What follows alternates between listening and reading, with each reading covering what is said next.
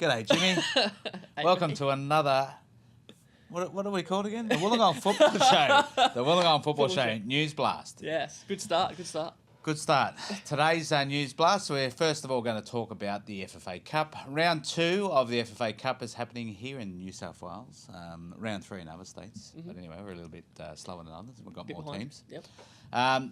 Local Illawarra Premier League, 2 of them were in action last night. And we've had a Shoalhaven team as well and a Highlands team in action during the week. Okay. So Wollongong United last night travelled up to Fairfield and their game was postponed at half-time at 0-0 when the horrendous weather hit and it was abandoned due to the horrendous weather and waterlogged pitch. Okay, fair enough. Yeah, righto. And the second Illawarra Premier League team in the FFA Cup, Fernhill Foxes. They played their first... massive win. Their first FFA Cup match overnight, taking on the Bankstown City RSL, and they ran out 7-1 winners. 7-1, wow. Quite a nice victory for them, and they'll now take on South Coast Flame in round 3 of the Cup. Well, there's a bit of a derby. We'll see what happens there. Yeah. Another FFA Cup game results, obviously, the actual South Coast team and the Highlands team came together and played each other on Tuesday night down there at Ison Park Nowra, and Shoalhaven United winning 4-1 over Yerrimbull. So unlucky for Yerrimbull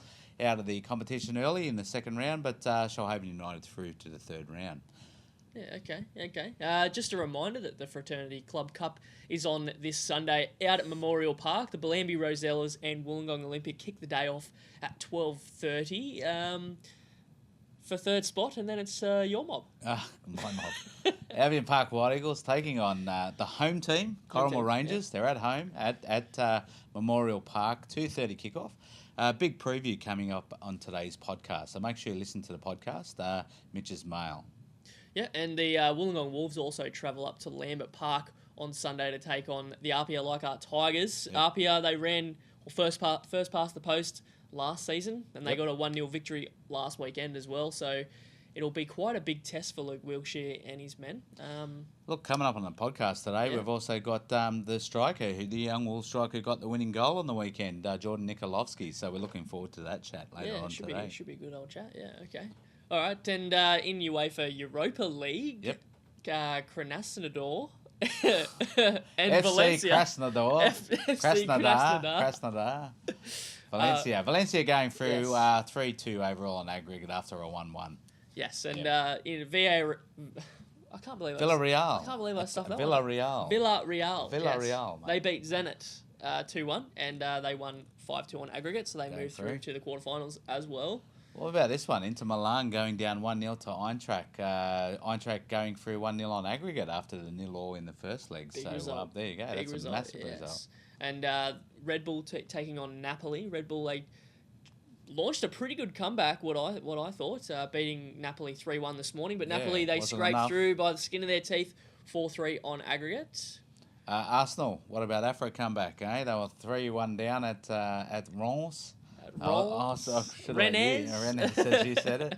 But winning 3-0 this morning gave them a 4-3 aggregate, so they're through to the what would you term the round of 8? The round of 8, yes, they are through to the round of 8. Quarterfinals. Chelsea, another Premier League team in action, took on Dynamo Kiev at Kiev Stadium, and they basically just breezed through, beating them 5-0 and 8-0 on aggregate. Olivier Giroud with the hat-trick. Oh, Giroud. Oui.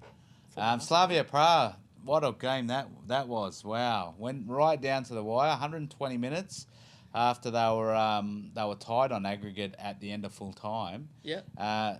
With Slavia actually scoring in the 119th minute, which actually got them through 6-5 overall. What a result, considering it was 3-3 with minutes to go and Seville were through.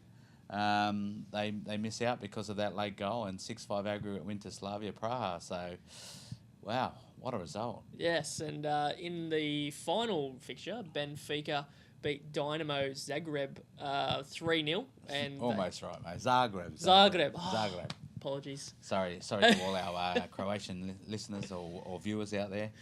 Yeah, but it took Benfica into extra time for them to get the result, having to score 2 goals in the 94th minute and the 105th minute. So So, yeah. So that's pretty much it for today's news. If you're enjoying the News Blast, make sure you subscribe to the scroll button down there. Left corner, down there.